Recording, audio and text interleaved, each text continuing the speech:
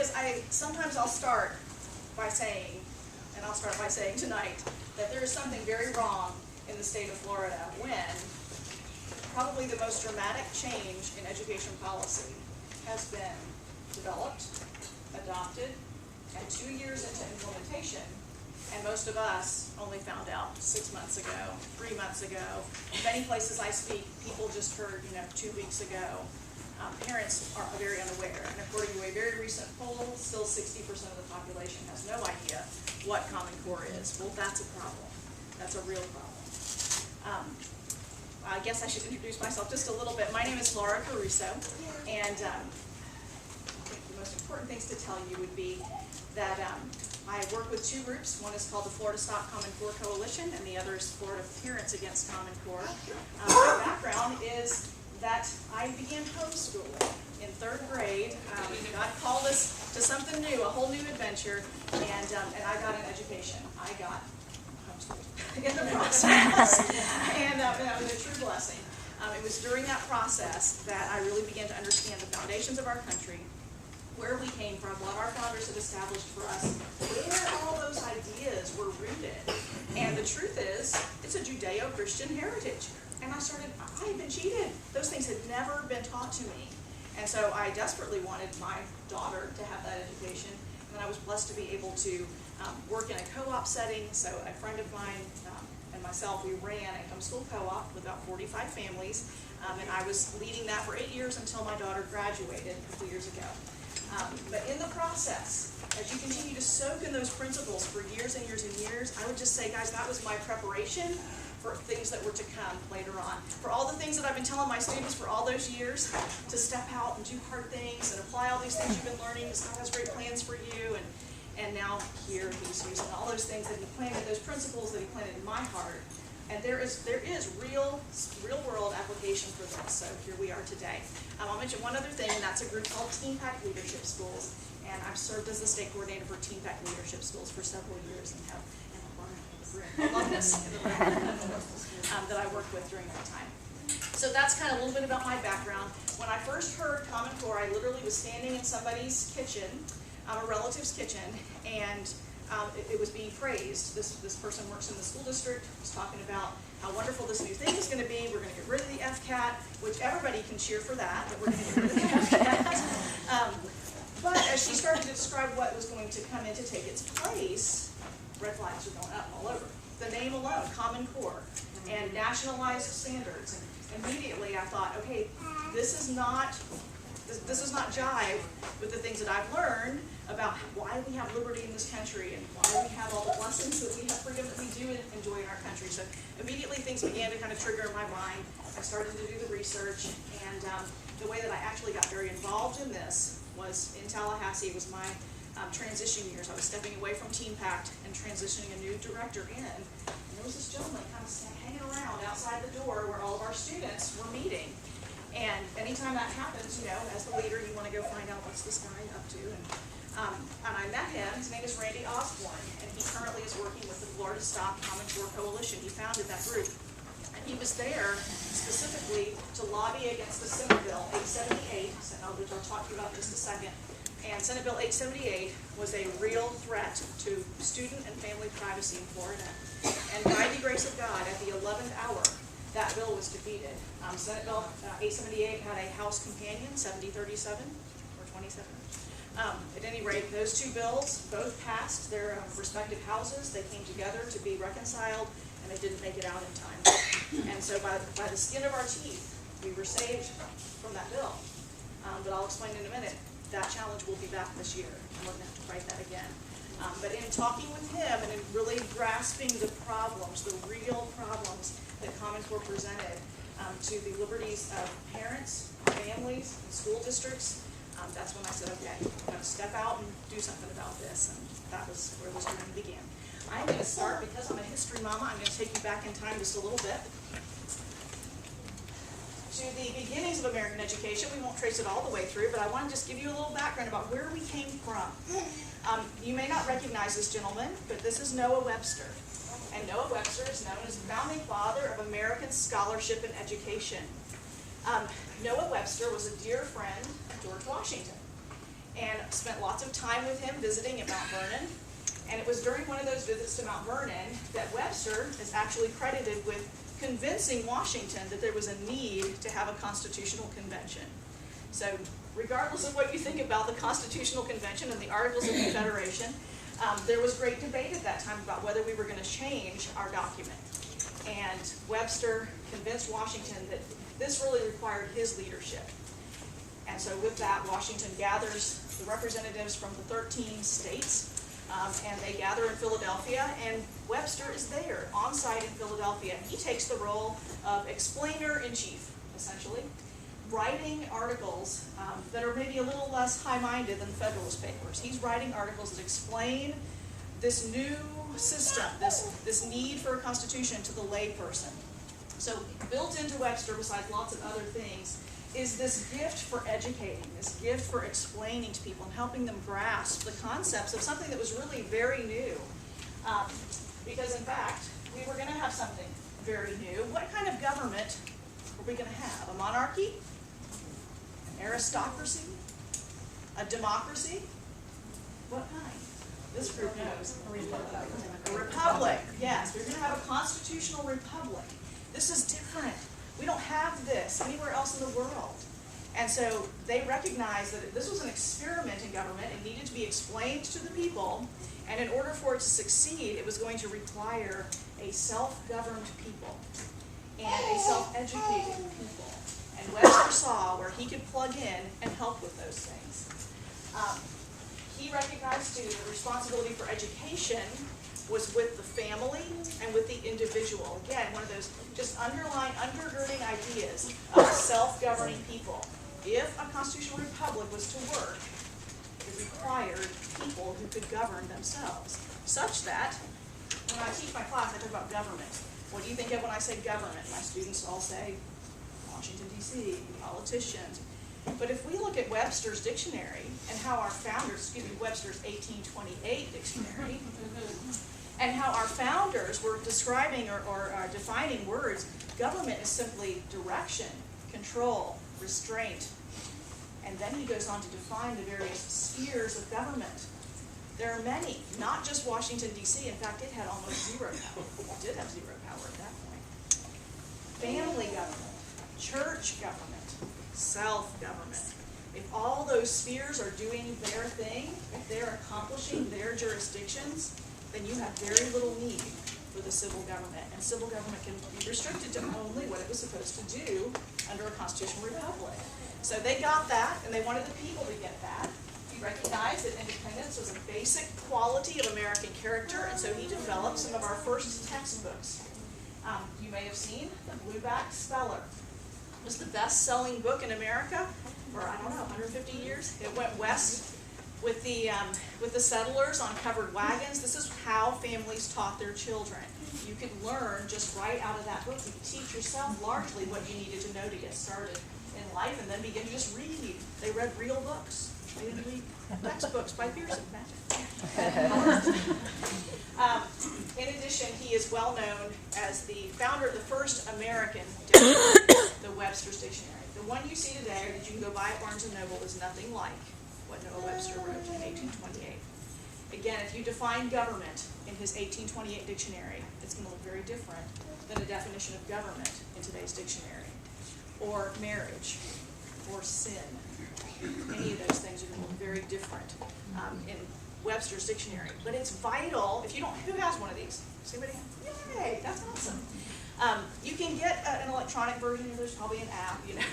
You can get it online. I have one of the big, green Webster's 1828. I just gotta look at it. And it was my daughter's graduation gift, her very own 1828.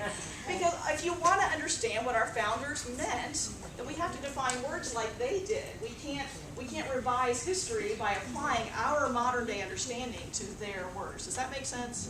Okay. So if we want to understand what they thought about education, then let's look into Webster's 1828 and see what he said. First, I want you to note the root of this word. It comes from the Latin educare, meaning to lead.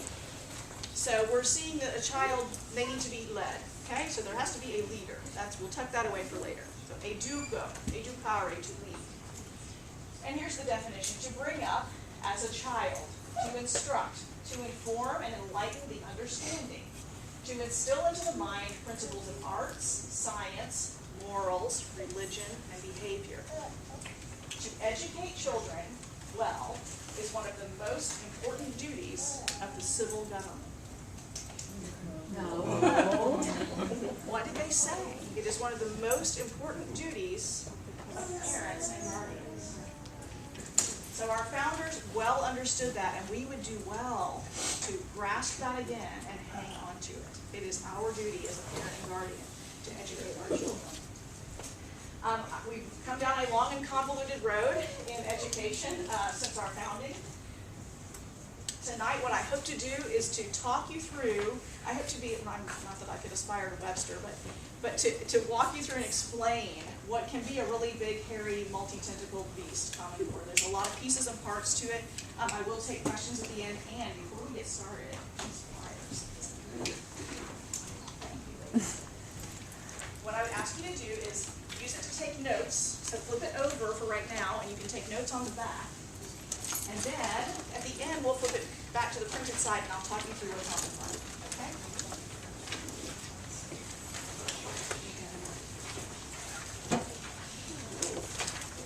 Just a second in case you want to. Also, just so you know, anybody that wants this PowerPoint presentation, you're going to have an opportunity to tell me that you want it later. I've got some clipboards that I'll pass around. So if you need a resource that I've mentioned, if you want the PowerPoint slides from tonight, if any of that is helpful to you, you'll just put your information and check the box, and I'll make sure you have it. Okay?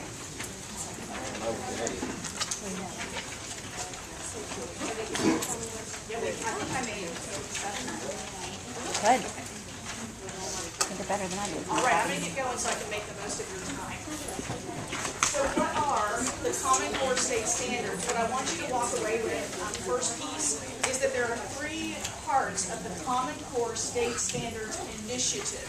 And that really is a term that we should be using more, not just Common Core State Standards, but CCSSI, Common Core State Standards Initiative. The 3 parts are the standards, then there's curriculum, and then there's assessment.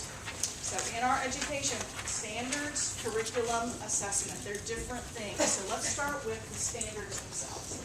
The Common Core standards are a set of nationalized academic standards. They literally are a list of things that must be taught by grade level in every state that adopts those standards. They specify skills, knowledge, behaviors, and attitudes that students must demonstrate in order to progress. This is the English Language Arts Standards for K through 12. So literally, if anybody wants to come up after, you can take a look and you can see the standards. I don't have the math printed off because you can just only afford to print so much. But these are the English Language Arts Standards. They're available online at corestandards.org. You want to look at the standards themselves. Currently, there are Common Core state standards for English Language Arts and for mathematics. The science and the social studies are nearly done, and I believe there are sex ed standards that are coming as well. The standards replace your existing state standards in the subject areas for which they are adopted. So, where we had Sunshine State Standards, those are done away with and replaced by the Common Core state standards. Florida has adopted the standards, and we have agreed to fully implement them across all grades by the 2014-2015 school year. A couple years ago, they started implementation with our youngest students, kindergarten, 1st, and 2nd grade. This year is a blended year for 3rd grade through 12th grade. So they're actually teaching both Sunshine State Standard and Common Core Standard, teaching those two sets, which is, I know, very challenging for teachers.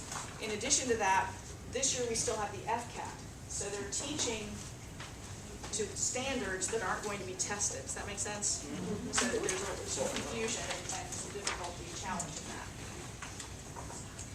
How did we get them? Well, I want you to understand legally how our state gets standards to begin with.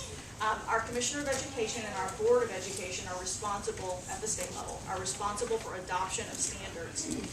So she would recommend, or whoever sat in that chair, that they would make recommendations on standards. Our current Commissioner of Education is Pam Stewart. She's only been in the job a couple of months.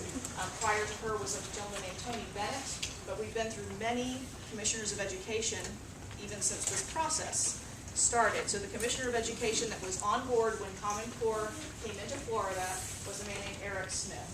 So Eric Smith was your Commissioner of Education. So your commissioner is responsible for proposing and officially signing off on standards. They have to go through the Board of Education, and the Board of Education's members are appointed by the governor for 4-year terms. So both the commissioner and the board are unelected positions. They are appointees of the governor serving at the governor's pleasure. Ready?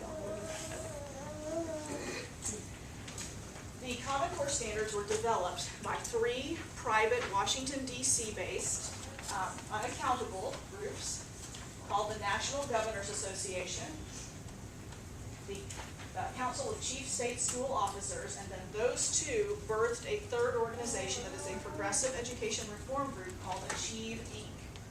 I want you to notice the first 2. They sound like state organizations, so the National Governors Association and the Council of Chief State School Officers, meaning Pam Stewart would be a member, okay, Chief State School Officers from all across the country. However, these are trade groups. They are very business oriented. Their funding, 40% of their funding, the first 2, comes from the federal government. 40% of their funding comes from dues that are paid by the member states. 20% of their funding comes from private foundations, primarily the Gates Foundation. And the Eli Broad Foundation is another one, but the Gates Foundation is a huge funder of both the National Governors and the Council of Chief State School Officers. Please remember again, 40% of their funding comes from the federal government. And this is who wrote your standards, okay? None are officially connected to the states or to public schools. They have no legislative authority from any state. Because they are private groups, they are not required to disclose their proceedings. They are not subject to sunshine laws. They are not subject to Freedom of Information Act requests. And they have not disclosed their proceedings. They have not answered those kind of requests for how we want to understand the process by which these standards came to be. We can put together a lot of it based on public statements and conferences and things, but there's never been any public disclosure of proceedings and that kind of thing. They are required to by law. They are trade associations and a progressive education reform group. In the past, they've been very business focused, much more than education focused. And I would submit to you tonight that they are still very business focused, that that's really what this is about. In 2007, the Bill and Melinda Gates Foundation and the Eli Broad Foundation gave $60 million to these 2 groups, the first 2, to begin development of national standards. And so they began to write those standards.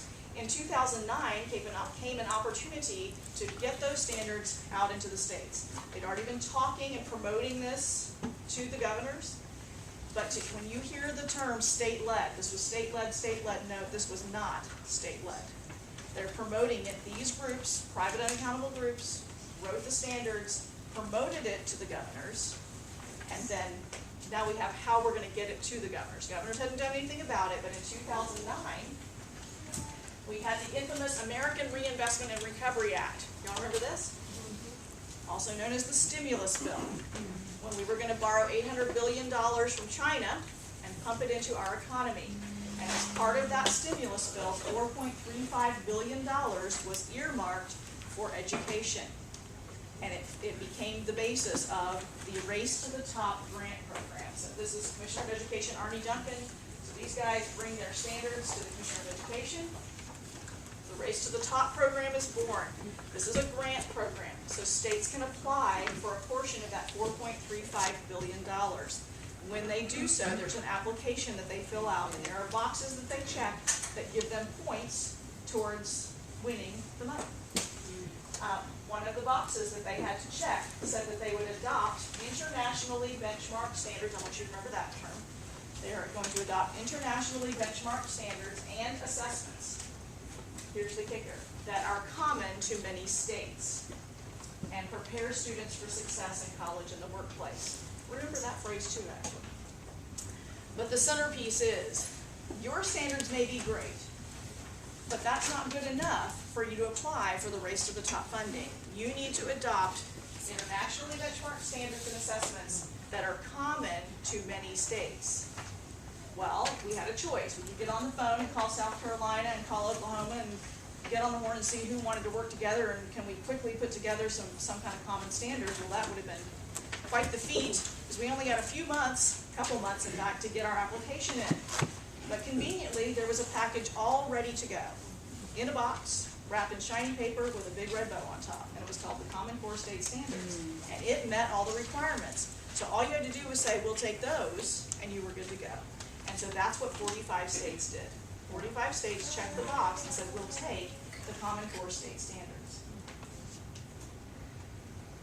They were not published. We actually checked our box in January of 2010 is when we applied for Race to the Top funding. The standards were unfinished and unpublished. They would not be published until June of 2010, or excuse me, July. They would not be published until, I think it was July 2nd, actually. I know there's a one-day difference between we adopted the standards formally in the state of Florida, and the next day they were actually released. So, does this remind you of anything? Like, you have to pass it to know what's in it. Right. Yeah. So we adopted these standards in July 2010. We actually didn't even win our grant until September 2010, and only 12 states, if I've got my math right, only 12 of the 45 that applied actually got money out of Race to the Top. But everybody that checked the box was now on the hook for Common Core. Okay? So many states took it and didn't even get money out of the deal. There was another way, and I used to have it in here, I'll just tell you briefly, but there's another way that we were on the hook for Common Core. And that is, y'all are familiar with the No Child Left Behind Act, or you've heard about that. That requires that states meet certain benchmarks, certain performance levels in order to receive their Title I funding. That was 2009. It was the depths of our recession. It was the worst, very bad time. Also, performance scores were down across most of the states. Things were not good academically or financially. And so the Arne Duncan and the Obama administration's education department made a change to the rule in the No Child Left Behind Act. Now y'all understand, NCLB, No Child Left Behind, was passed by Congress. They had a process already in the law by which a state could apply for a waiver and say, look, we had a bad year, can we still get our money? We'll do better next year. But the Obama administration education department changed the rule and said, this year, you can still get your money if you'll check this box and take the Common Core standards. So you can get a No Child Left Behind waiver if you'll say that you'll accept the Common Core standards. And so another, I don't even know, I had a map in there that showed all the states, but almost every state took that waiver, so they're on the hook in that way as well. So we actually are on the hook both ways. Florida applied for the waiver, and we did the Race to the Top grant. We did get $700 million out of the deal, but before you get too excited about that, $700 million is basically, it's a little under 1 year's budget for my school district, Osceola County. I don't know what Lake County's budget is annually. 536. Okay, so a little over 1 year's budget for the school district, but this $700 million comes over 4 years, and it's split between 67 school districts. Wow. So it's a drop in the bucket. We sold our birthright for a bowl of porridge. And why didn't you know about this? Because the competition was announced, and they had to have their application in January, so I think a 2-month window. So they were rushing to apply for a federal program to get federal dollars to implement a education program that had federal fingerprints all over it. They did meet the letter of the law, which said they had to notice this publicly. And here's how they did it. This is out of the Race to the Top application explaining how they would notice it. At the same time, the standards will be posted on Florida's Standards Review website, flstandards.org, for public comment from March through May of 2010. Is that on your favorites bar? No. Y'all aren't checking flstandards.org regularly so that you can comment? No, nobody knew. In our town hall meeting in St. Cloud, we had one of the representatives from the Department of Education there, and she was lamenting the fact that they only had 433 public comments, and they just were so disappointed that they did not have more public input, because they had made a slight change to the science standards a couple of years ago, and they had 10,000 comments on the change, just this little change to the science standards. This was a whole new program and only 433 comments, because they didn't want you to know. Now, you are probably hearing, anybody heard some ads telling you how wonderful Common Core is on some of the radio stations? And Mike Huckabee's behind it, and Jeb Bush is behind it, conservatives love Common Core. Well, where was that back in 2010 when this was adopted? Where were the parent meetings back in 2010 before we adopted it? To ask parents or to tell parents how wonderful this was in 2010. None of that. The only reason you're hearing about it now, and the reason we're having meetings like this where people come, more and more people come every time I speak, but it's because now we're finding out. But now is a little too late. It's not too late to stop it, but it's a shame. It's really a shame that it's taken this long. All right, that's why you didn't know. Meanwhile, the Gates Foundation had opened its purse to promote this program. They all knew it was coming. The book publishers knew it was coming. Y'all notice that there's Common Core aligned curriculum in your classrooms now. It's there. Have you been to Barnes & Noble and seen all the books stamped Common Core aligned, Common Core aligned? The publishers knew this was coming, but you didn't. So, at any rate, Gates Foundation has opened its purse to promote and implement Common Core. There are two, they funded hundreds of organizations to push this forward. In so many different areas, it's mind-boggling at times. But I want to highlight two that really impact you here in the state of Florida. Jeb Bush's Foundation for Excellence in Education and Foundation for Florida's Future have received more than $2 million. I would like to tell you exactly, but it does get difficult to track it all. I think it's maybe upwards of $3 million that his organization has received to promote Common Core. They have a large staff. They're in the halls in Tallahassee. They are putting out the information, and they're doing a great job of promoting, and have been for years, of promoting this. Some of the biggest funders for Jeb's foundation are publishers. They are publishers like Pearson is a huge supporter of his foundation, and there are many other publishers and technology providers and that kind of thing.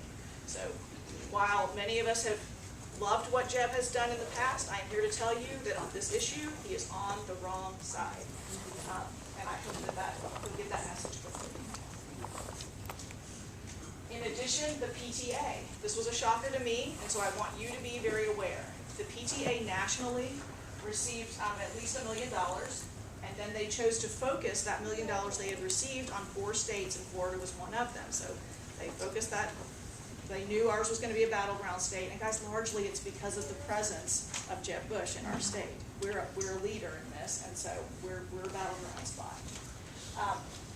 In addition, the Hillsborough County PTA, I have not tracked every single other district, but the Hillsborough County PTA received $800,000 from the Gates Foundation. Just that little district. Here's the verbiage, to empower leaders to provide training and information to implement the Common Core state standards. But my question is, what empowerment is there if parents have no voice in it? They're just there to tell you how wonderful it is, and now we're going to make it happen. We're here to implement it. We're not here to discuss it, ask you any questions about it. We're just here to implement. So, again, millions of dollars coming into our state through the PTA, and the PTA that should be about advocating for parents is really just advocating to parents on behalf of the Gates Foundation. What is wrong? So then we have to get to what's wrong with Common Core? We don't like how it got here. It smells like a rat, right? And it looks like this wasn't didn't come to us very cleanly. So what's wrong with it? Why is it such a problem? We know that high standards are a good thing. And in Florida, we want high standards for our young people.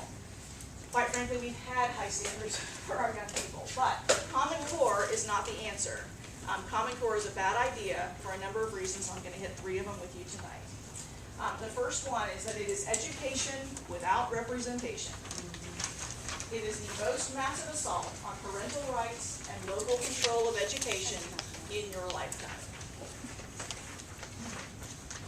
I hope I've established that education is ultimately a parent responsibility. It's yours. In the state of Florida, you can delegate that responsibility legally. We fund a public education system. We value that, and so we can send our children to public schools. But public schools still answer to you. The district doesn't own your children. The teacher doesn't own your children. They answer to you, they serve you in that capacity. You may choose private education, same deal. Or in Florida, we also have the opportunity to legally homeschool our children. So you may take that on yourselves. In any case, whatever parents are responsible for, y'all remember this, if we're responsible for it, we have to have authority over it. And this has been taken away from you. So that's why this is my number one problem. Parents are responsible, parents have to have authority, and you don't have authority anymore. It's been grabbed. Decisions regarding your child need to be kept as close to you as possible, not be made by bureaucrats and private organizations in Washington, D.C. that don't know your child's name, don't know anything about them, although they'd like to know a whole lot more about them. We'll get to that in a minute. The idea that education should be locally controlled, that the people who have skin in the game should be the ones that are controlling what's happening in the schools, that has long been understood and long been protected in this country. We have the 10th Amendment, which says that if it doesn't belong to the federal government, it's not a duty that's explicitly spelled out, it belongs at the state level and the local level. And beyond that, there are 3 federal laws that I'll show you later, but there are 3 federal laws that explicitly state that program of instruction is not to be controlled at the federal level. And so this is a violation, although it's a spirit of the law violation. We're going to find that they're very good at paying other people to do what they're legally forbidden to do. Okay. But, okay, what was my point there? They're not supposed to be involved, but the Common Core state standards are nationally driven. They do take you out of the picture. This is the big deal, y'all. State and school districts must use those copyrighted standards verbatim. This is what you get.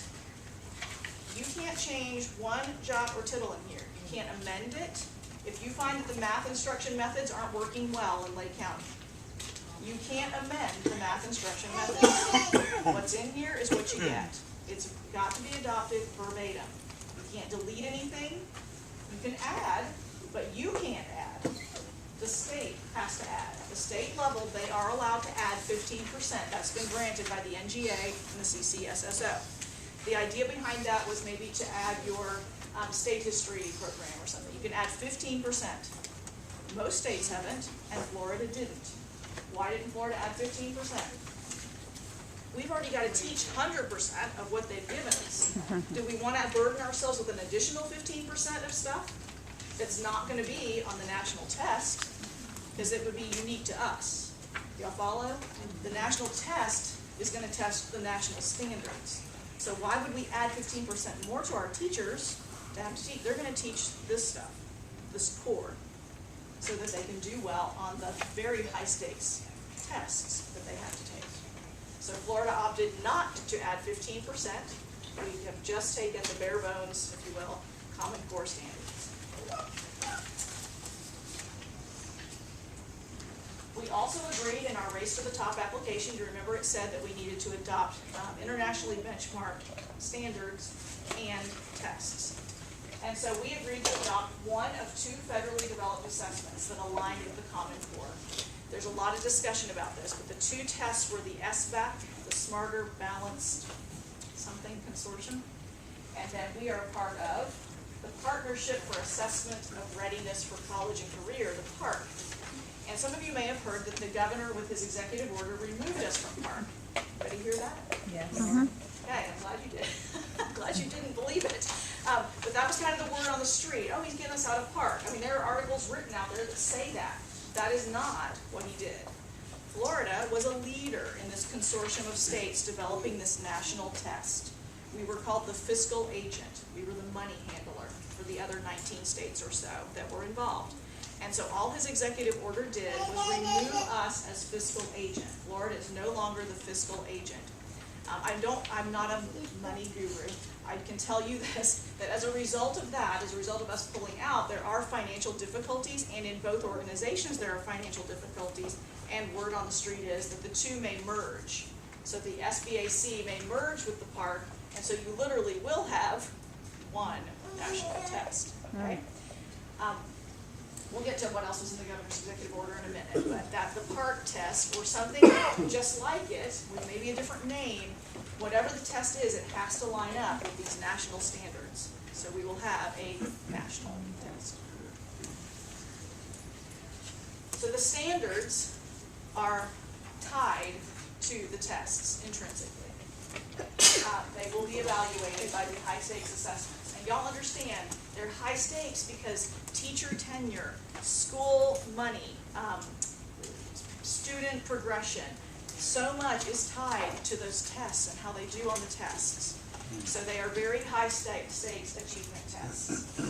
In addition, the SAT, the ACT, the GED, don't leave anything out, the AP exams, all of this is being aligned to Common Core. The man largely responsible for authoring the Common Core standards, his name is David Coleman. That's not in my presentation anymore, so if you want to write that name down and check him out. David Coleman. And there are YouTube videos, you can watch David Coleman in conferences speaking about the Common Core, etc. And David Coleman left the group where he was developing the standards, moved over, and he's now the president or CEO of the College Board, so that's where he's working now and aligning all of those tests to the Common Core. Proponents will tell you, okay, so you have national standards, and you have a national test, but you still have local control of your curriculum, right? This is the argument. You still have local control because you guys can choose your curriculum. Well, number one, I'll submit this to you. The state reviews curriculum, and they put out a list. Correct me if I'm wrong, I've got experts in the room now. And then the district has to choose from the list of approved curriculum that the state puts out. So you really don't have a lot of, you get to pick out of the choices that they pick for you. But beyond that argument, we've got national standards, we have national tests. The tests are going to drive the curriculum, okay? So if these are the standards and these are the tests, we've got to choose stuff that's going to help, we've got to choose things that are going to help us do well on the high stakes tests. That's what I said. Standards dictate the test, and testing drives the curriculum. And I'm not the only one saying this. This has been in my presentation for however long I've been doing this now. But I found just a few weeks ago a quote from an expert, Bill Gates. And guess what Bill Gates said in 2009? Identifying common standards is not enough. We will know we've succeeded when the curriculum and the tests are aligned to these standards. When the tests are aligned to the common standards, the curriculum will line up as well. You follow? Okay. And that will unleash powerful market forces in the service of better teaching. I also have a new term that I've learned called venture philanthropy. What would venture philanthropy be? I have a vested interest in giving money to certain places, and he does. And so that, I would submit to you that that is what this is. This is a huge, it's a business model. And so yes, it will unleash market forces, all right. There are billions and billions and billions of dollars to be made and already being made. But anyway, Bill Gates spelled it out for us pretty well, that it wasn't just about standards and tests, it's about lining up curriculum as well. All your major textbook publishers have moved to Common Core aligned curriculum. I don't know, do I have some homeschoolers in the room? Oh, good, okay. This includes our traditional publishers for home education materials. So this is one of the issues that's going to arise for home educators, is that your curriculum choices will become more and more limited. They're not all going away. In fact, the louder your voices are, the better off you are. I think it was Matthew C. last year that tried to go to Common Core alignment, and the parents fussed and yelled and they backed off. We've got, I don't know if we have both, but we definitely have traditional Matthew C. still in place. But all your major textbook publishers, McGraw-Hill, Pearson is huge. They dominate, y'all. They dominate. They almost have a monopoly of the textbook publishing industry here in our nation. And so they knew about this well in advance, and they were on it. And these publishers are designing their materials after exemplars and model curriculum provided by the U.S. Department of Education. Now, what is the U.S. The federal government's forbidden from doing that, right? You're not supposed to do curriculum. So no, we'll just do a model curriculum, which they did, and we'll do an Appendix B. You can go and we'll take a look at it, corestandards.org, Appendix B. So we'll give you model curriculum and suggested reading lists year by year, and there it all is. So we can't force you to take it, but who do you think all our publishers are looking to as they develop their books and their materials? Well, probably. Why else would there be a model out there, right? That out of there, that's where you're seeing a lot of the examples that show up on the internet of the stuff that's very objectionable. It's coming out of these lists that are the appendix. So they are not mandated, they are suggested. Okay? So the federal government has been given great influence then over what is taught and establishing what outcomes they desire. Local control essentially is definitely standards, definitely testing, and essentially you've lost control of curriculum as well. I'm in information meetings across Florida, and this is my experience personally, as I go and sit in parent meetings with school district employees, and the parents say, but what if, like I mentioned to you before, what if this doesn't work for our county? What if we don't like the ELA, the way we find that it's developmentally inappropriate, whatever, we don't like this. And they literally stand in front of parents and go, our hands are tied. Go see your legislator. And that's the truth. Their hands are tied. They had to take them verbatim, and guess what? The Board of Education in Tallahassee, their hands are tied too. They can't do anything either, except get us out. If we can get out, we can get out. Right now, the movement is going to have to be with your legislators. So when they say go see your legislators, I go, yes, that's right, go see your legislators. Private schools, in case you thought you were out of danger, private schools that accept vouchers, if you accept any McKay scholarships or Step Up scholarships, any of those private schools, you are bound to abide by Common Core standards. Also, many private schools they've been sold the lie as well, that these are higher, greater, wonderful, you've got to do them to compete. And so some private schools are binding themselves to this even though they don't have to, because they think it's so great and they want to compete with everybody else. So it's really important that our private schools understand what this really is, and that they'll be much better off. In fact, they'll probably find students flocking to them if they don't do it. They need to stay out of it. College entrance exams, I mentioned, and state assessments are aligned into Common Core methods and assumptions. For homeschoolers, in order to show adequate yearly progress, if you are registered with the district, then you need to submit either a standardized test or a teacher evaluation typically. So your standardized test, if it's aligned to Common Core methods, and if you were like me and you taught Saxon math all your life, which we did Saxon math all the way up through.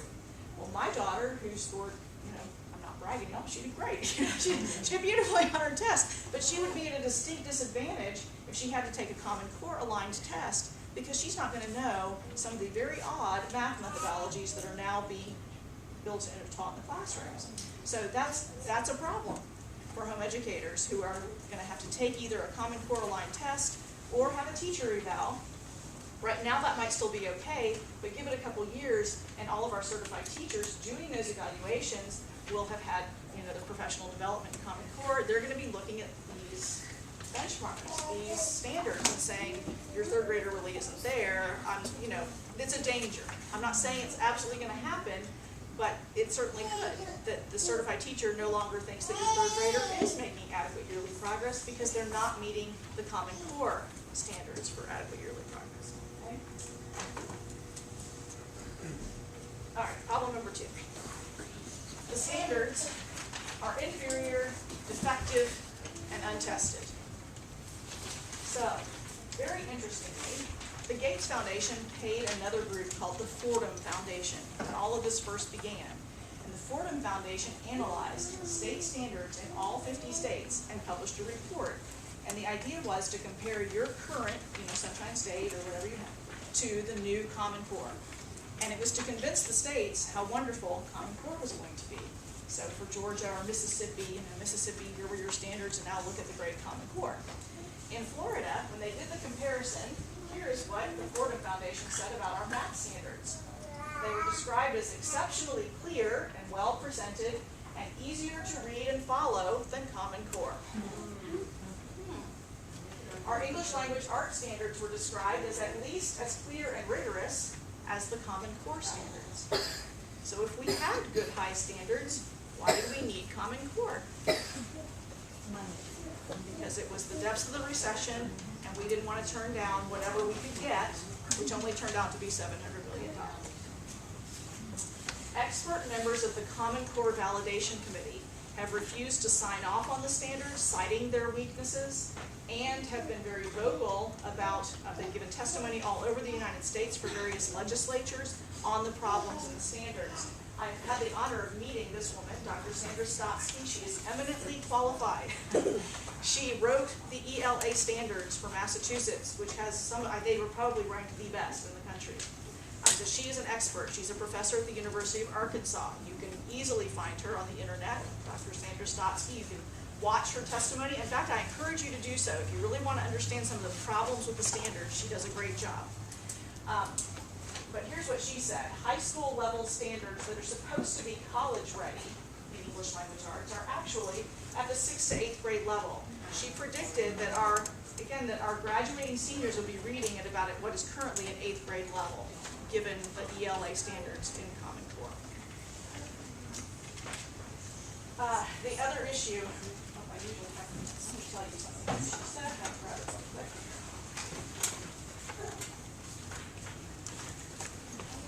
Yes. Some of the things that she highlights are that teachers spend at least 50% of their reading instruction time on informational texts at every grade level. This is a very well-known fact, not even disputed. At the high school level, 11th and 12th grade, it goes to 70% informational reading versus traditional literary texts. There is a reduced emphasis on analytical skills involving complex literary works, and a depleted fund of content knowledge that will leave students unprepared, she says, for basic college coursework.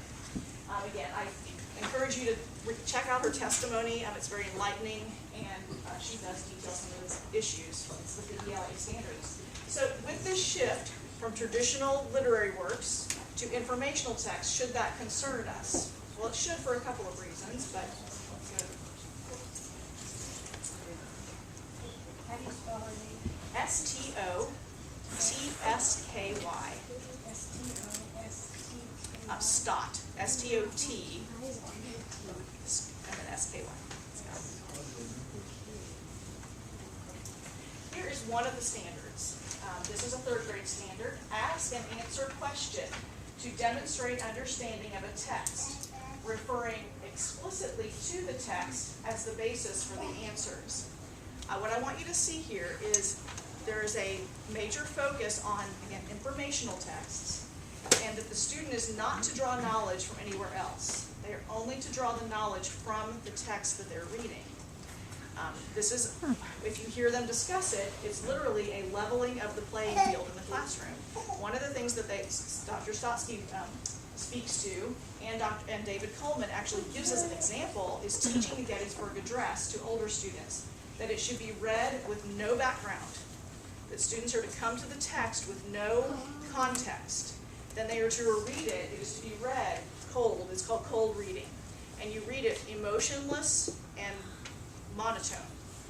And that's how, and then they're to answer questions. And literally, the explanation is that we are leveling the educational playing field, that it's equal opportunity because no child has any advantage over any other in understanding of the Gettysburg Address. Yes. So here we have this standard from 3rd grade. Ask and answer question to demonstrate understanding of the text, referring explicitly to the text as the basis for the answers. And I submitted to you, should we then be concerned about informational texts that are being used? Yes. If we look at some of the samples taken out of that Appendix B, the first one, Fed Views, by the Federal Reserve Bank of San Francisco. This is a 2009 report claiming that the federal stimulus helped to stabilize the economy and asserts that there is no link between deficit spending and inflation. But that's what Fed Views says. And so if your student, and this is a standard, I showed you a 3rd grade standard, but that same standard exists all the way through. And that same philosophy of going only to the text and drawing our information from the text, you all see why this can be a danger. If there's no outside information that can be brought, or if you're going to get it wrong, if you don't give the answer that's out of that text, this opens the door for problems. And again, this is right out of corestandards.org, Appendix B. The second one is Executive Order 13423. I haven't read it, but it's strengthening federal environmental, energy, and transportation management. And again, y'all, the focus here is on strengthening federal control, and it's an executive order. So my point would be that executive orders, in my opinion, are vastly overused and are an overreach of the executive branch's authority. But this trains our children to just think executive orders are just one more piece of information. Yeah, okay. So there's just, it opens the door for problems. Okay? They may be choosing wonderful pieces of informational text, but we don't know. And if we look at the list, we see lots of issues. Some of the samples, these are the things you may have been hearing about on the internet. These are some of the texts that are vastly inappropriate, right out of the corestandards.org Appendix B, the Lewis I. Jaw-dropping.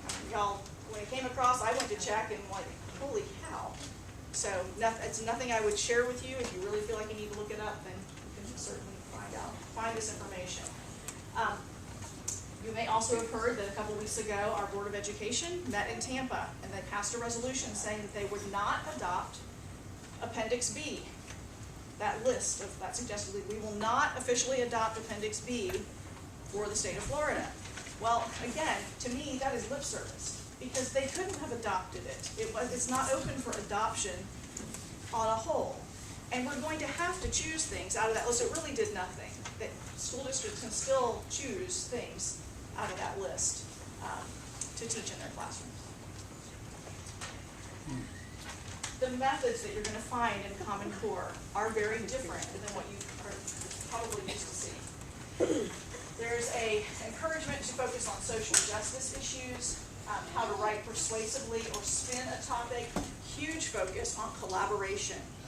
And again, the idea collaboration can become a real problem. And in talking with teachers about how is this being implemented in your classroom, what does it look like? They're saying, that we are now the guide by your side, not the sage on the stage. Literally, a teacher shared with me that where they used to have me time, you time, and go time, is what they called it in the classroom, they've been instructed there's not to be me time. So we're not doing authoritative instruction from the front of the classroom anymore.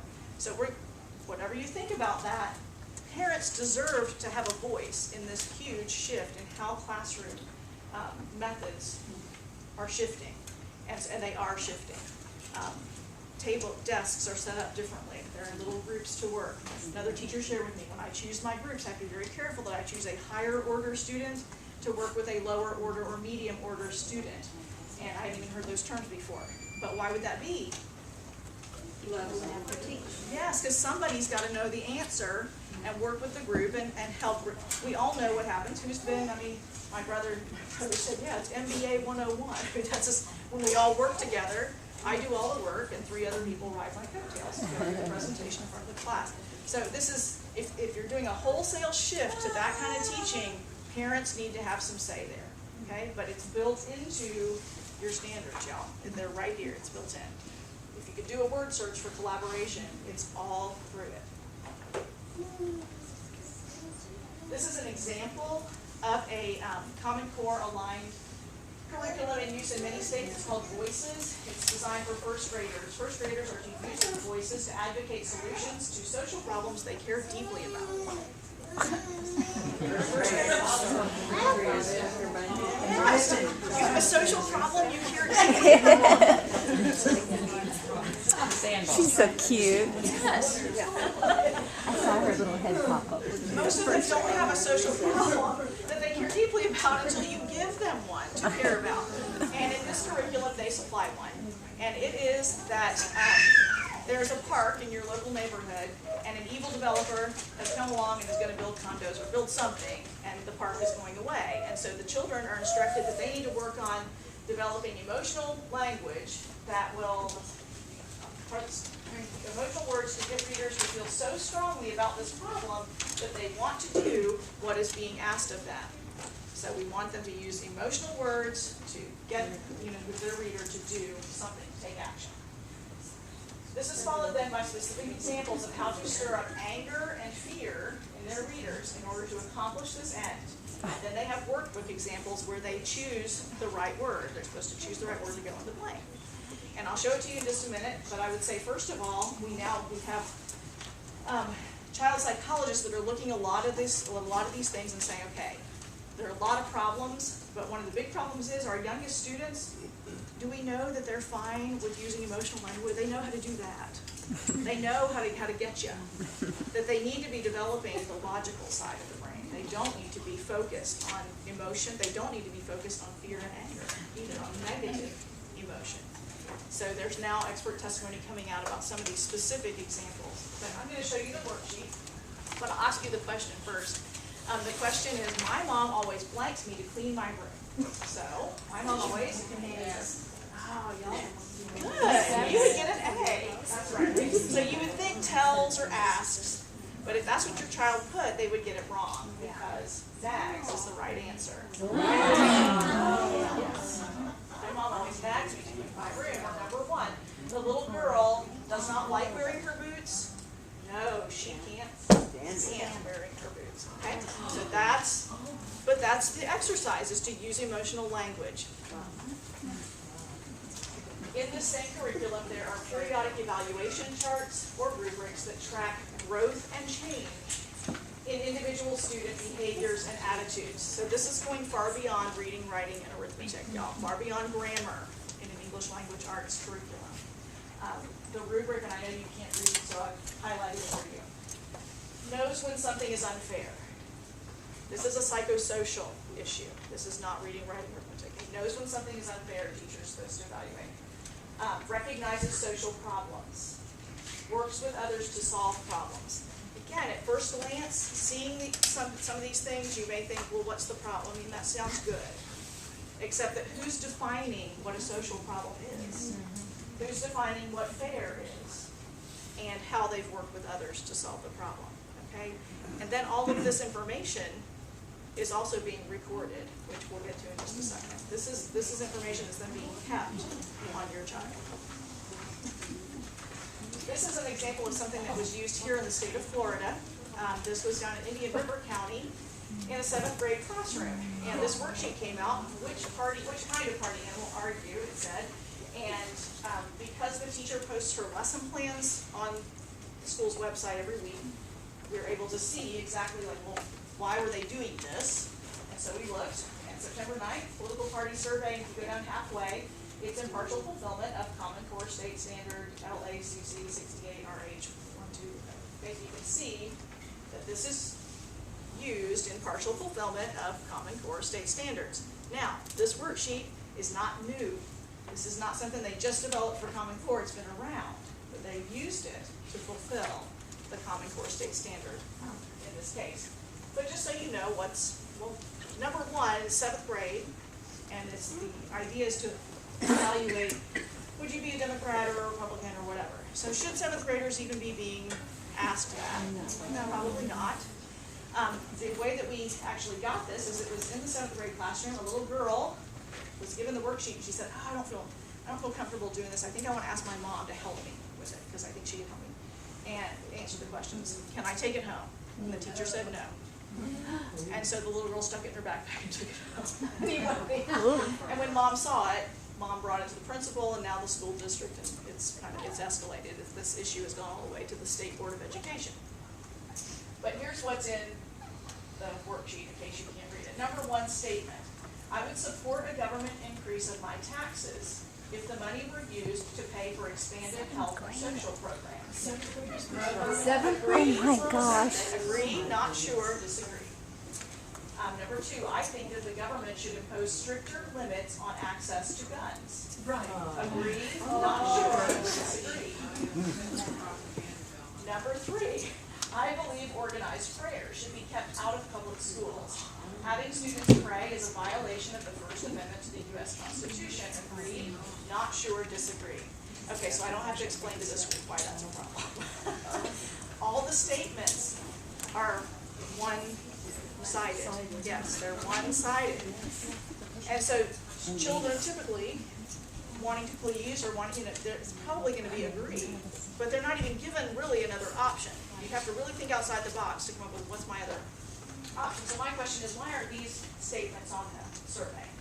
I support the federal government doing only the job to and I think taxes should be much lower. Agree, not sure, disagree.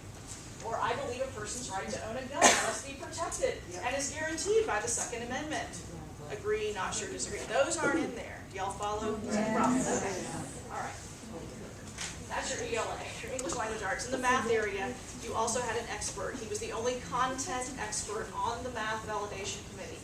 His name is Dr. James Milgram from Stanford University. He also refused to sign off on the standards, and you can read his testimony, one of his comments, as non-challenging as possible. The core mathematics standards are written to reflect very low expectations. He said that by the time our young people graduate high school, they'll be 2 years behind comparable students around the world. So he said this is far from internationally benchmarked. In fact, both of the experts have stated these are not internationally benchmarked.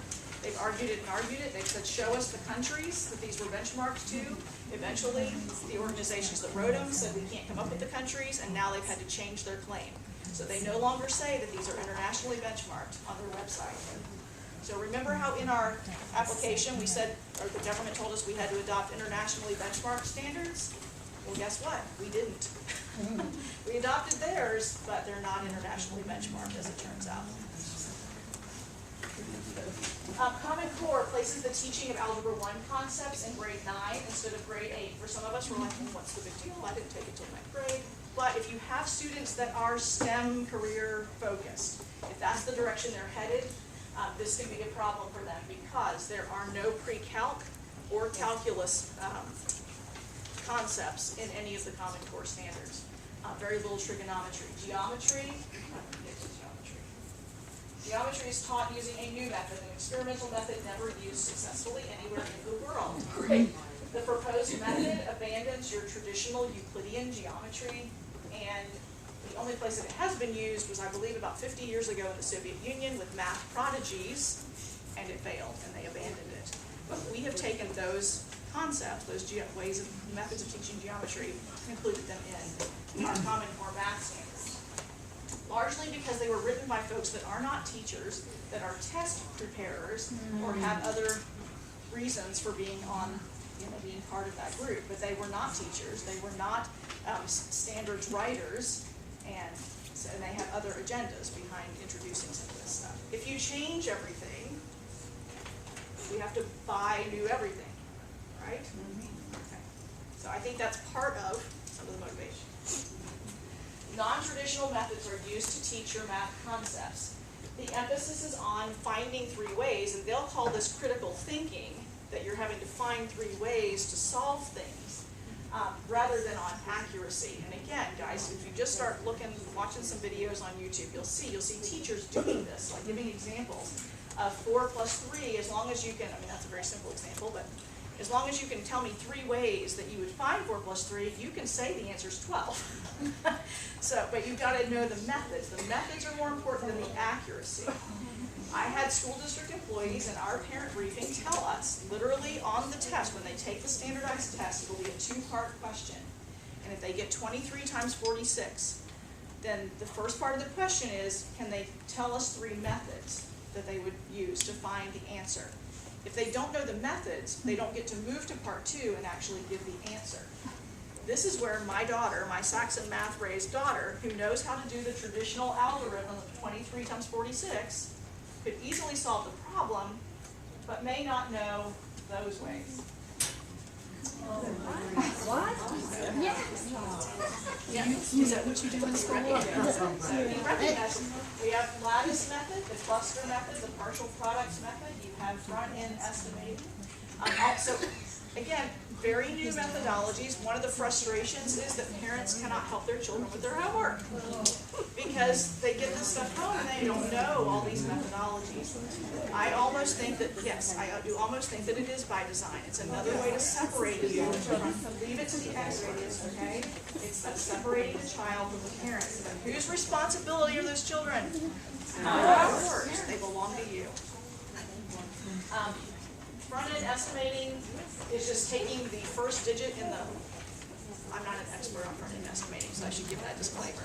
But from the example, if you're front-end estimating, you're simply taking the hundredths place and dropping it down. So while the true answer, the accurate answer is 645, if you front-end estimated, you drop down and say 354 would be 300, 291 is 200, our estimate is 500, and that would be correct. So our estimated sum is 500, even though your actual answer is 645. So again, parents, we just need to question, do we want to teach front-end estimating? You know, I'm not saying that it's right or wrong, but before we go wholesale into all these new methodologies, parents needed to have a say. And then we got some very interesting information from one of the math standards writers. This is Dr. Jason Zimba, and he was in a meeting at the Massachusetts Board of Education in March 2010, and it was asked specifically about all these problems at the math level. You know, how is it possible that our children would be ready to go on to Harvard and MIT and do well in science, technology, engineering, and math? And how can you say that these are college-ready standards? Because remember, that's what they said we had to adopt for college and career. And Dr. Zimba said, Common Core defines college readiness as ready for a non-selective community college. And again, y'all, if this is what we want, fine, but we should have had a say.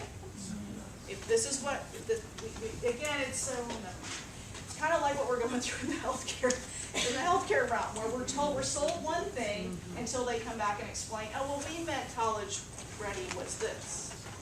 Okay? So the standards are academically flawed. They are not research-based. This is one of the things that the two validation committee experts over and over again will fuss about, is show me the research. Where did you get the research that says that this should be the standard? Another mantra that you'll hear from proponents is they are fewer, clearer, and deeper. Fewer, clearer, and deeper. Is our school district employee heard that? Fewer, clearer, and deeper. Anyway, that's the mantra, fewer, clearer, and deeper. They are not fewer, they are not clearer, and they're not deeper. The experts, again, have testified that what they did is they took a bunch of standards, lumped them into one so that it looks like fewer standards. But in fact, they've made them more vague and jumbled together because they've tried to combine things in the standard. All right, this is huge to me, y'all. They've never been field tested. They're being field tested on your kids. And they started with our youngest, our kindergarten, first, and second graders 2 years ago. That's where they're being field tested all over the United States.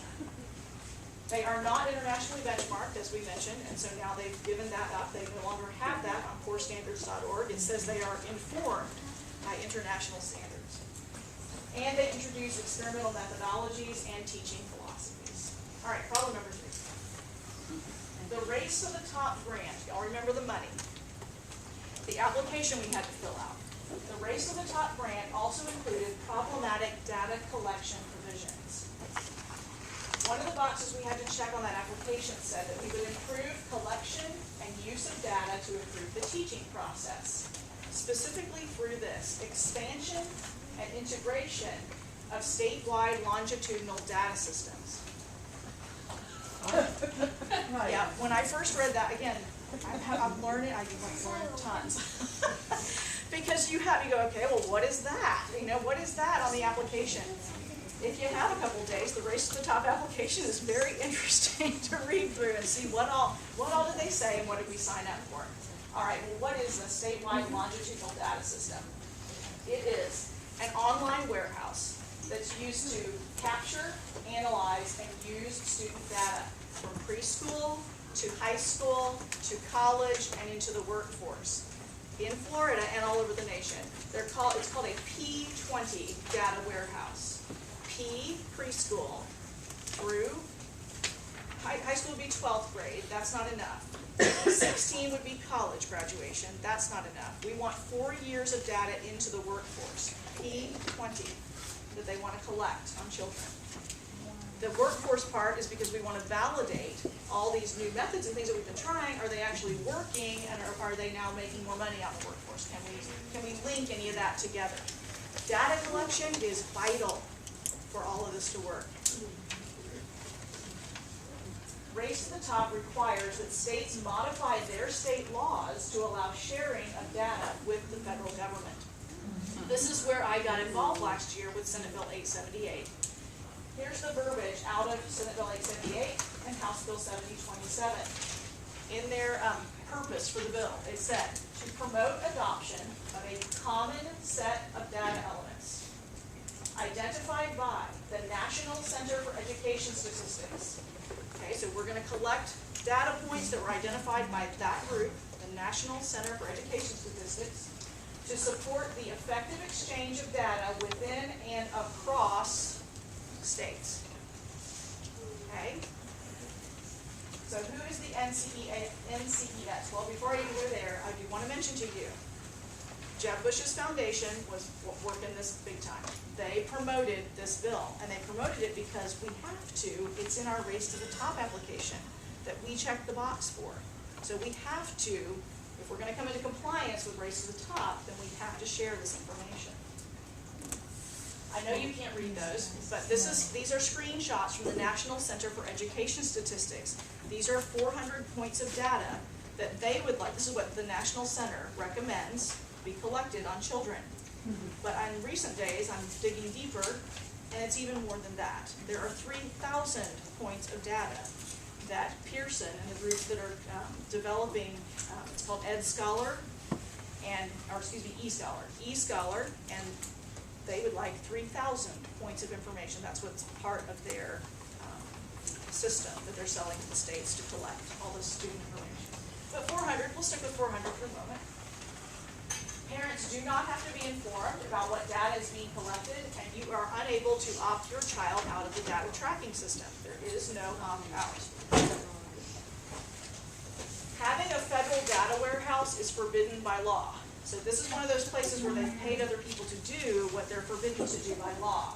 So states were incentivized with that Race to the Top grant to go ahead and establish their own, or to modify their online data warehouse voluntarily, laying the groundwork for what is called an interoperable system. In other words, if ours lines up with the NCES model, and Georgia's lines up with the NCES model, and everybody has a similar data warehouse, it makes it very simple to click a button and start sharing that information if all of our data warehouses are modeled the same way.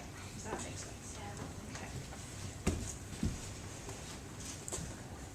The 400 points of data, some of those things are disciplinary record, their allergies, do they wear braces or any kind of other orthotic, all the way down to religious affiliation, family income range, family education level, library resources that your child checks out.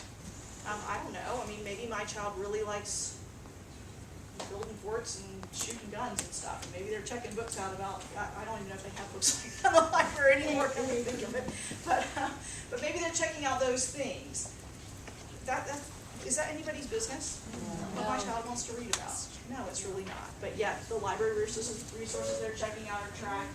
I thought it was interesting, not only religious affiliation, but perceived religious affiliation.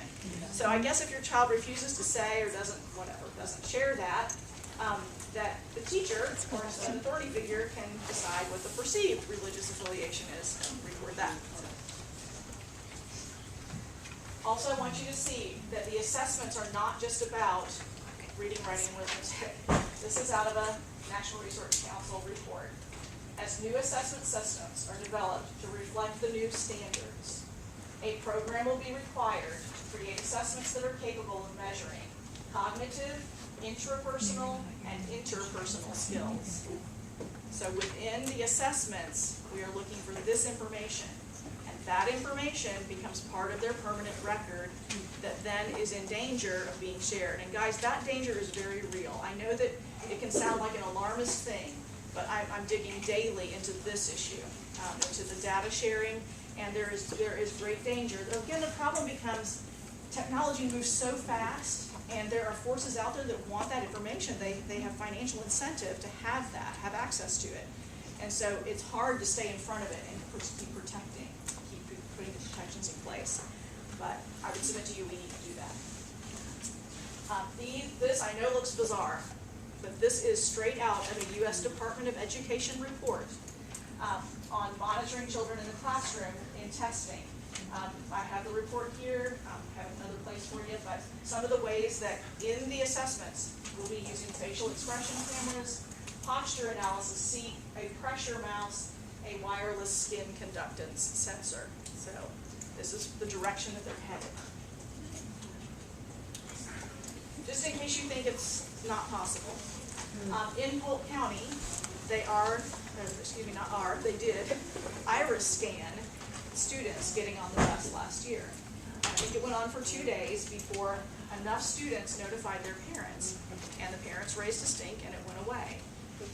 But I had a lady in one of my meetings whose husband developed some of this technology, was responsible for the program down there, and she said it's coming back, like they want to bring it back, they just have to go through the right channels. But this biometric information, again, you don't have to give approval, and they don't have to tell you that they're collecting it, and the biometric information becomes part of your child's record and is subject to being shared.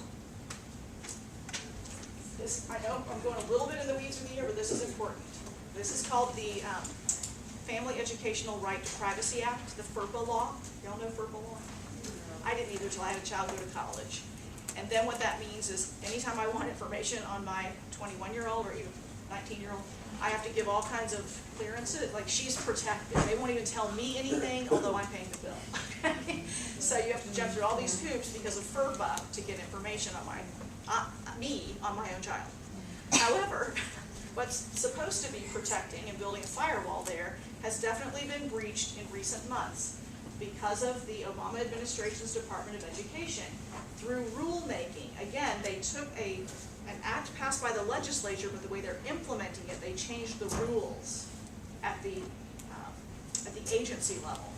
And so the rule changed and said that personally identifiable student data, PISD, could be shared with a contractor, consultant, volunteer, or other party to whom an agency or institution has outsourced institutional services. Basically, a school can share that information with anybody they deem that is appropriate.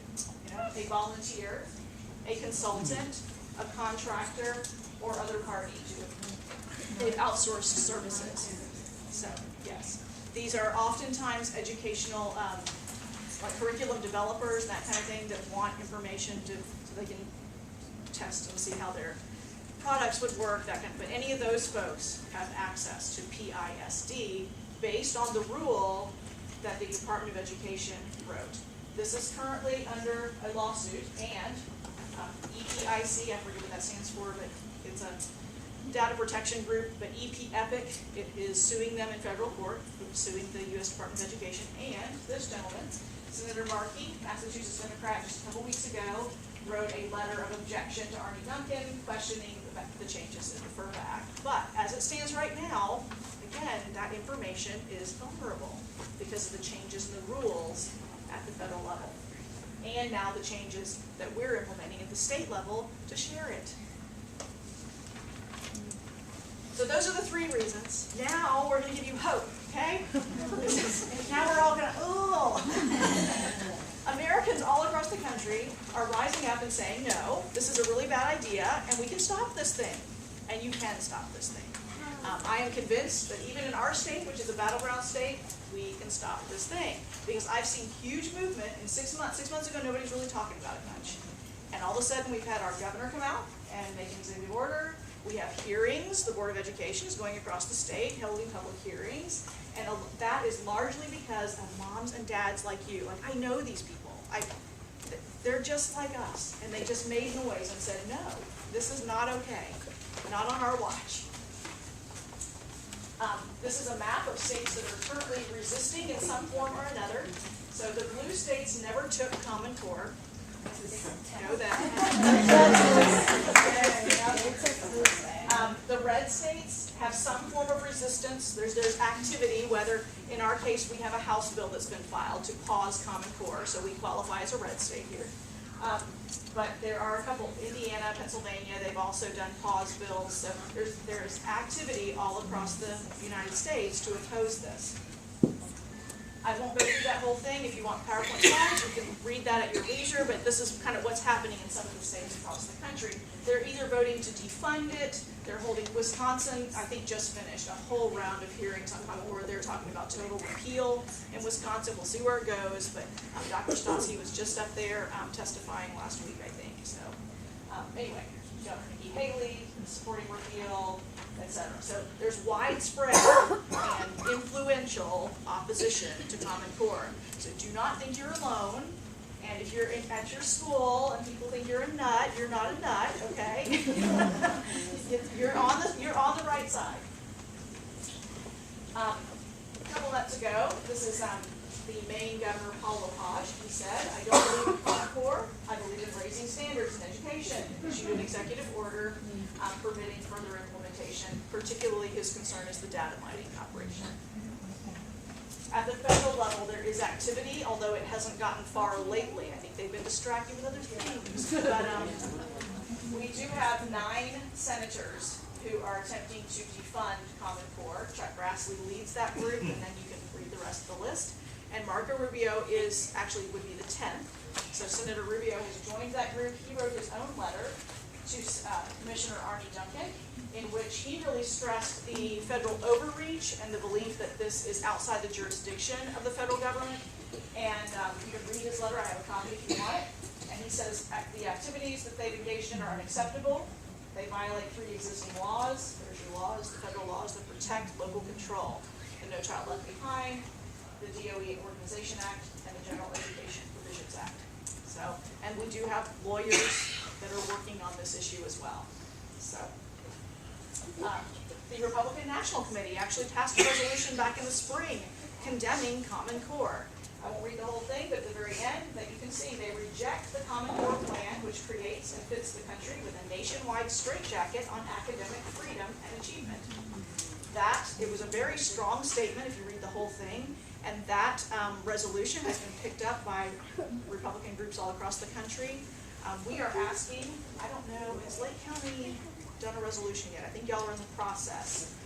My county, just a week ago or 2 weeks ago, passed a resolution condemning Common Core. This is our Republican Executive Committee. So we passed a resolution modeled after the national, but tailored, because we've encountered other issues they didn't know about back in May. So we were this month's meeting that we discussed the resolution. okay. So this month's meeting, if you're part of the REC, you'll want to be there to vote. We did ours unanimously. Go Osceola County. That'll be a great message to send. These are other groups that have taken strong. There are many others, but I just try to put up some that you may relate to or notice. Focus on the Family only recently has really made bold and strong statements, but I'm so appreciative of that. It's taken a while to get the name, but now they're out there and they're really fighting the fight. Family Research Council, Freedom Works, Homeschool Legal Defense, Florida Parent Educators Association, if any of those mean something. We do have a bill that's been filed, House Bill 25, by Representative Debbie Mayfield out of Indian River County. And her bill is a pause bill. I wish it were a repeal bill, and we're going to maybe work on that down the road, on tweaking the language and amending. But as it stands right now, it's asking for no further implementation until public hearings have taken place in all 67 counties, and there's been a fiscal analysis of the cost of implementation. There was no fiscal analysis. I believe they got the application in November 2009 and submitted it in January 2010. We've asked point blank, and were you there in the hearings? When we asked Commissioner Stewart, where someone asked her point blank, was there a fiscal analysis done? And it's on the record, no fiscal analysis. Okay? So that really is a whole other ball of wax. I don't go there tonight, but the costs are astronomical of implementing this, and it's an unfunded mandate. And finally, the governor. Governor Scott had issued his executive order. It removed us as fiscal agent of PARC. It did not remove us from PARC. So we are still a member state in the PARC consortium. And our Commissioner of Education, Pam Stewart, has indicated that she still strongly leans towards using the PARC test. We've got a lot invested in it. She'd like to just go ahead and use it. But the governor did say that we are going to put the test out for bid, that there will be competitive bids. Even so, y'all, whoever bids on the test has to line their test up with So it's a Common Core test, okay? Call it PARC, call it whatever you want to call it. It's a Common Core test. He also ordered her to do a student data security review to protect data from unintended use or release. And he said there should be no release except as provided by Florida law. But if we change the Florida law, okay, so again, to me, this is lip service. We already see the dangers, and if we change Florida law, we can legally release it. He directed them to solicit information about changes desired in the standards. This is why the hearings were held. My comment on that is, we adopted them verbatim. They're copyrighted. We wasted a lot of time going around the state asking people what you think of the standards, because we're bound to them. We can't change them. All we could do is add 15%, okay? And finally, he directed the board to identify risks for federal intrusion in Florida standards. I hope after tonight that you could even make the case to the government. You know, the groups that wrote them were 40% funded by the federal government. The testing consortium PARC, $350 million from the federal government. They have people on their staff, federal government employees, that evaluate the questions, determine what's appropriate, and the fingerprints are there. Okay? So what can you do? Flip your finger. Is there an extra one of those, or are they all? That top section just reviews the problems that I pointed out to you tonight, and it kind of gives you some talking points on those three issues. Then in the middle section, you see what to do. So what to do is, number one, make a personal commitment to be active in your child or grandchild's education. Check their textbooks, sit in on classes, ask questions, be that parent. We need you to be that parent. For too long, we've trusted that everything was okay. It's not okay. That little worksheet that I showed you earlier, the party animal worksheet, has actually been out in the school system for 7 years. So it's not new to Common Core, it's been there. And some of this is really not a Common Core problem, it's just a worldview problem that's been slipping into our textbooks for a long time. So be involved. You've got to check. You're responsible. Take authority. I said be strong and courageous. Set the example for your children in standing for liberty. You are the best textbook they will ever read. So you be what you want them to be. And you let them watch you be that thing. When you're on the phone and you're calling your legislator's office, let them listen to you do it. It's so important that they see you in action, that they know what you stand for. And quite frankly, y'all, we're doing it for them, okay? We're preserving liberties for children and grandchildren to come. They need to see you do it. And I know this is scary stuff. I don't like going to see legislators. I want to, it's my knees knock every time I'm going to go, make an appointment and do this. But it's that important that you conquer your fear and do that hard thing and let them see you. Because when they watch that, they know this really matters to my mom and dad. In the box, I said educate yourself using the resources below. I've given you a whole list of really great resources that you can refer to. When you feel confident you've educated yourself enough, then call or meet with your state representative and senators. This is your action point for tonight. House Bill 25 needs to be heard. And so that's what I'm asking you to do, is write an email, call, best bet, get a couple friends if you're scared, and y'all go see your representative or your senator locally. I'm talking about your Florida House and Florida Senate.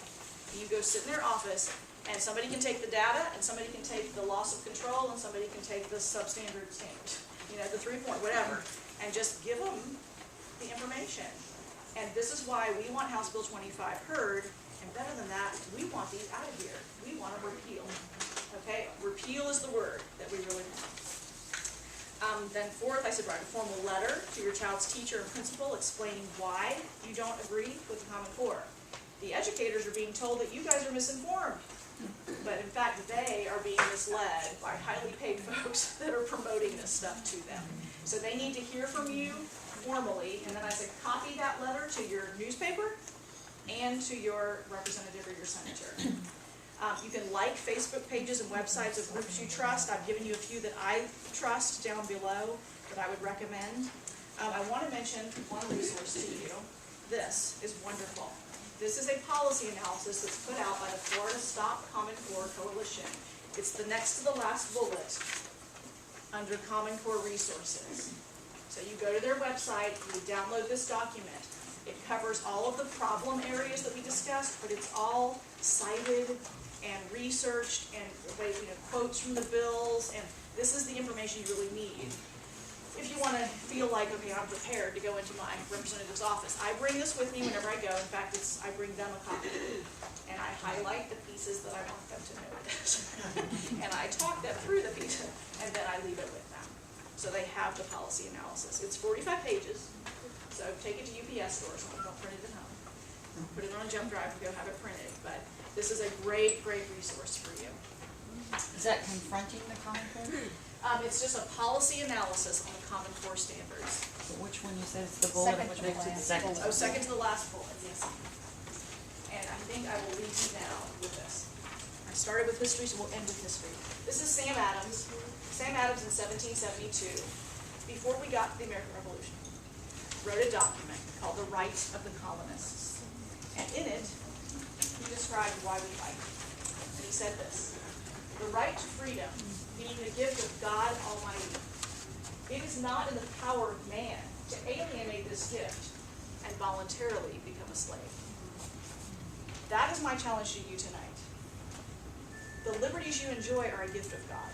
It is not in your power to alienate them, to just throw them away. Alienate means to separate them. Okay? You're not allowed to just act like they mean nothing and throw them away. They were bought and paid for by many people that went before you, and they were a gift of your Creator. You may not voluntarily become a slave. So stand up, even when it's scary, and go see those legislators. They work for you, and you tell them, this is not acceptable, we've been left out of the process, it's not okay, and we want the Common Core standards gone.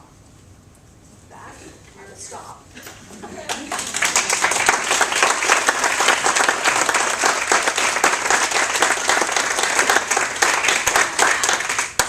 Is anyone overwhelmed? Like, wow. First of all, I want to thank Laura for being here. We are going to have a question and answer session, but I do realize there's families here with children, so I want to give you permission to, not that you need permission, but please feel comfortable if you need to leave and put them to bed, but you're welcome to stay too.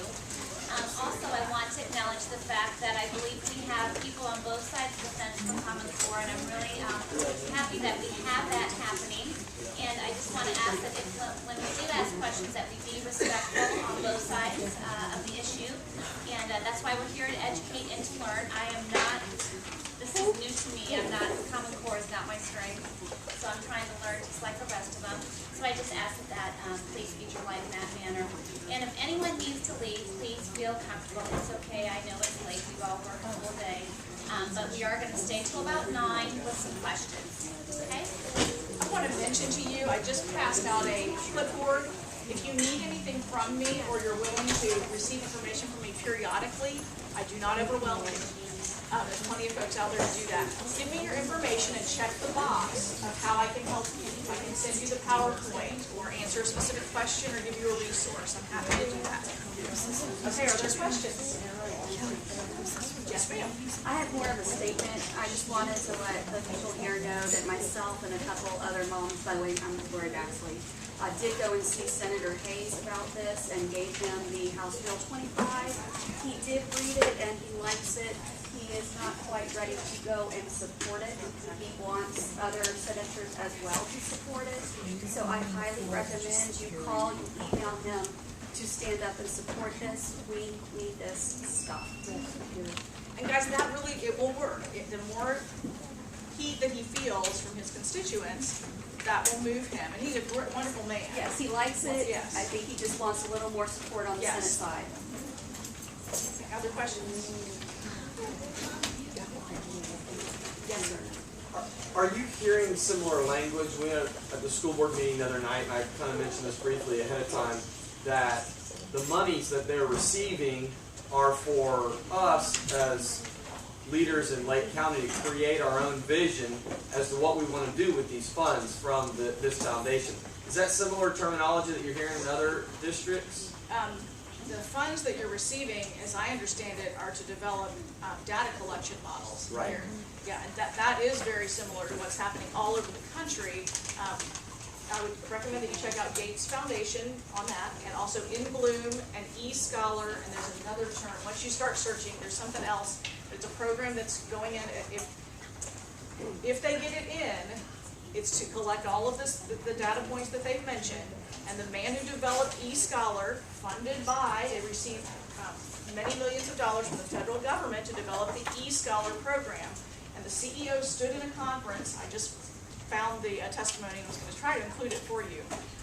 But he actually says Common Core is the glue that holds all of this together. So anybody that's telling you that the data collection is tied to Common Core they're misleading you. They need all that Common Core data that's collected through the standards and the assessments to direct young people. And so that's part of what this money is coming to your district to do, is to develop that technology. Yes. Innovation Week, I was there with him at that meeting, and we were told by our school board that the Gates Foundation, liked them so much and was such a leader in their technology that they gave them this money to expand upon their technology of all of this stuff, and then that they were going to take that program and sell it. Well, it was the Gates Foundation's property after it was done, but Florida said, and the school board said, at no means were they going to let the personal data from parents or children to be given to Gates Foundation. But there's huge pressure to not just use aggregate data, Right. but to use the personally identifiable student data. And again, just a cursory search, you can just start, there's plenty of information out there on that. Or if you want that, I'll send you some of those links so that you can see the people that actually developed it speaking in conference and promoting this. They're very happy about it, and they're telling you what they're planning to do with the data. So, yes ma'am. As far as any bills that are in process now to stop this completely, do we have anyone working diligently to put that in work? No, there's tremendous pressure even on Debbie Mayfield on her House Bill 25. She had been told your bill will not be heard in committee. Well, We will not even raise it in committee. So we have got to get more and more constituents pressuring their representatives and senators, and I have every confidence we will get there by legislative session. I'm not in the public school system, I'm with the Orlando Diocese, so Yes. we're being, our superintendent ma'am. came to see us, and she's fully Yes. entrenched in this, even though she's only been working since 2011, and they just rolled it out to us in February. Yes. But they're following what the state standards are, because they're saying we will not be able to get into state colleges because we will not be teaching according to the testing of the Right. SAT, which I found comical. The ITBS testing, which we take as our standardized Yes. testing, they don't even include in the Sunshine State when they do the NCCSS testing, Yes. because they're too high anyway. So it doesn't make sense why, when something's Right. working, why try to fix it? And But you know, until the the state- Iowa test is also being aligned to Common Core. I know, they're trying to, the whole thing is, they're gonna move us all to the same test. Yes, and I would love to talk to you afterward about some specific resources for Catholic schools. You also have some very reputable folks that are now stepping out and saying, this is not a good idea for Catholic schools. What has always set us apart has been our academics and, you know, our achievement in this area. And adopting Common Core is a really bad idea for us long-term. Well, on what she was, or one of them was saying, I think that even some of the teachers are even being, to not say anything against it, Yes. otherwise they could be in jeopardy. Sure, yes, It's a hard line for our faculty. I understand. Any other questions? Yes, ma'am. If homeschoolers tend to be, not always, but tend to be so much further ahead right now, they may not be able to do good in the SATs or the ACTs or the GED, whatever, to compare. But yet, when they're graduating with calculus and such higher order skills, Yes. aren't colleges going to be seeking them? That is my personal opinion. We don't know how this is all going to play out yet, but yes, in the end, I think colleges too, they already do seek them. Correct. And so they're going to find a way. They want your money, Go find and they them. want high quality And students. they're not going to care about the So SATs. they may find other ways, yes. Okay, any student. so would you suggest that a homeschool family not adopt any core teachings at home? Definitely, yes. And I also would recommend that you continue, though, to fight this. Yes. Because of the violation of parental rights that it represents. Correct. We're just a stroke of a pen away from it, you being bound to that as well, right, to the Common Core. Yes, ma'am. How is it that the homeschool curriculum actually benefits monetarily from it in the school scheme? Like the matrices and. Like, why would they do that? Because they think everybody's going that way. And so they want to, they want to They don't get get funded. They don't, they're not funded. No, but, right, they just I want to just sell think that books. we're getting sold on it. And so they better be on the curve, yeah. Yeah. So, yes, ma'am. If we stop the House Bill 25, and we repeal it repeal. Yeah, you want to actually advance House Bill 25. If, let's play that we did do that. Yes. Does this database disappear? No, that's a separate issue. Oh my So God, Debbie okay. Mayfield's bill does not really address the data. We do have some other folks that are working on data collection bills, so you'll want to be watching for that in coming months. By the time we get to legislative session, it's going to be a very hot topic. In fact, the folks I meet with tell me this is the biggest thing that's going in the legislature right now. Yes, ma'am. Can you tell us a little bit about the sexual education curriculum? You know what, I probably don't know enough, Tina, yet to comment on that. I've seen the standards and they're horrifying, but I want to make a connection for sure between Common Core and the sex ed standard. They are national sex ed standards. I believe they're linked to Common Core, but before I say that definitively, I would want to. So wasn't there a bill to halt it or do something, but it's coming up close to, if we don't do something about it, that it's gonna get voted in? Yeah, I don't know the answer to that, but I will find out for you. Any other questions? Tina? Yes, ma'am. I'm a student at Outdoor High School, and I just find it very interesting what you're talking about. Many of those implications are already in place. You go in the classrooms and everything is arranged in groups of 4 and 7. I'm curious to understand why it's happening, but the focus has been taken completely off the teacher, and we are now given a book and taught to teach ourselves. And collaboration is the biggest word in every teacher's vocabulary. Now their hands are tied, honestly, it's hard to say, but collaboration is out there. We have to write little exit slips of learning scale that we have to identify with and how we collaborated that day and who learned what. So it's danger is real and it is happening as we speak. So, Yeah, thank you very Are much. you getting paid to teach? I mean, the other thing that I've found time and time again, this is not directly to your point, but when we were in Tampa, we had district employee after district employee coming to the microphone and testifying about how wonderful this was in their classroom. And my observation is, and I've said this to legislators when I meet with them, when you hear somebody praising Common Core, you need to ask, do they have a financial incentive for doing so? Does their job depend on it? Or are they working for somebody that's received Gates money? Because PTA had, over and over, the Florida Chamber of Commerce, the Council of 100, I don't know if you were still there, we had a woman come, a beautiful woman who came and spoke to the Council of 100 about how wonderful this was for Florida business. Later I go and find out, Council of 100 has received Gates money too, and it's aligned with Jeb Bush. So if you just start connecting the dots, you'll find out that almost every organization that's standing up for Common Core has a financial incentive for doing so. And then there's folks like us. But I'm telling you, y'all, please don't leave here without hope, because I truly believe what we've accomplished in 6 months, in 6 months more, we really could see repeal. We could get there. So it's just going to take action. I just want to add to what Laura said. Again, thank you all for being here. This is really exciting. We are in an election year coming up, and our legislators will be talking about this come the new year. I've spoken with Larry Metz, and I know he's actively learning both sides of the issue to be informed as one of our state legislators. I appreciate Lori going to speak to Ellen Hayes.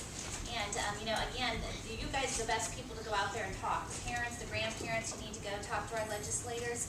And I also just want to encourage you to come back and see us in the new year, because we actually will have active debates with our candidates. We'll probably we have one in February for House District 31. And so it's really important, these values that we're talking about today, when we bring the candidates in for the forum, we want our people to be asking them what's important to you. And obviously Common Core is going to be very important coming the next election. So I just want to put a plug. I hope to see you guys in the future. And you're invited to our Christmas party in December. So thank you all for being here. If you didn't get on the email list and you want to, we'll be sure to send you some information too. So thank you very much. Thank you.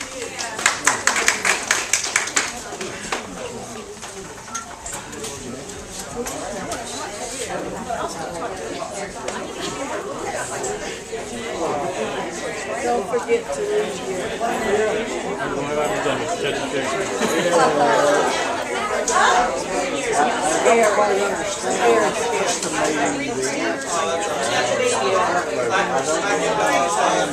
Where are you going to use that? Go.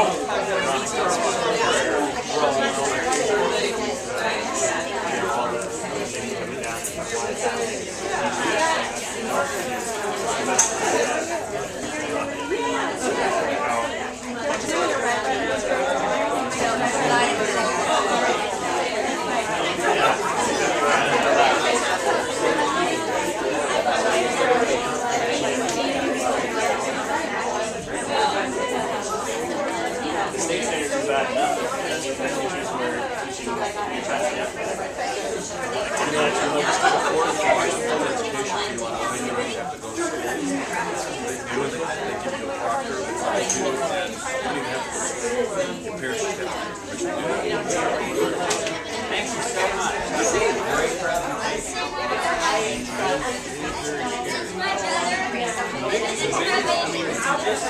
Stop at the fact that they're taking away it's really not easy on the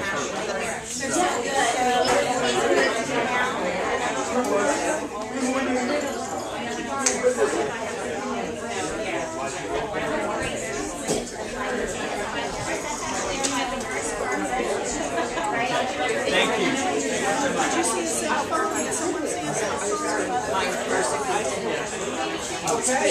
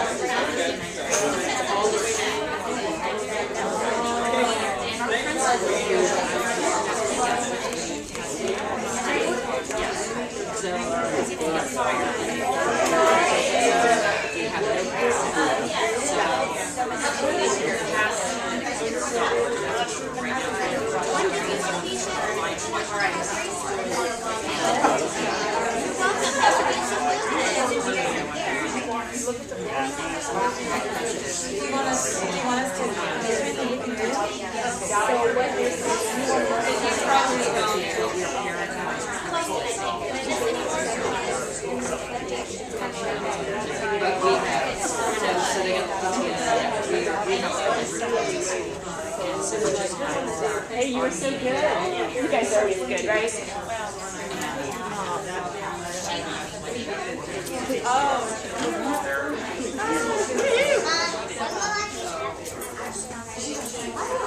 Yeah, no, we didn't have school today and yesterday, so we were saying so I was trying to get it. So that's why I was doing a presentation. So I can send it out to my parents because I have a lot of them that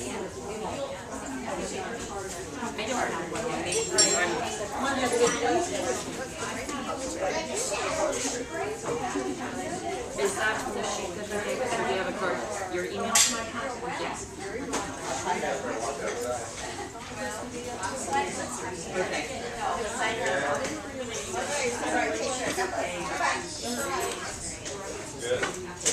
Well, I'm going to make a copy of this and pass it to you. Oh, I didn't see you, I'm sorry. No problem. Good seeing you. Send me a digital, that would be fabulous. Yeah, there is And I can send my email. There is some good stuff in here. Liz Jones. And also, I don't, this is one of the things that, yeah, so we're constantly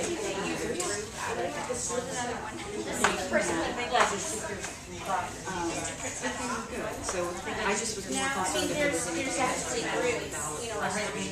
Because that's where everybody's like, let's tell us what to do. 4 in the morning and we'll start to go past. No, just.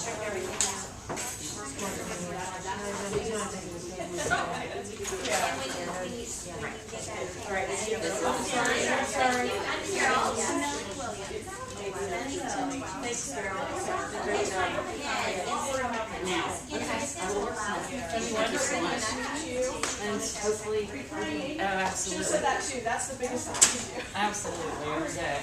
Price $3. But that's okay too.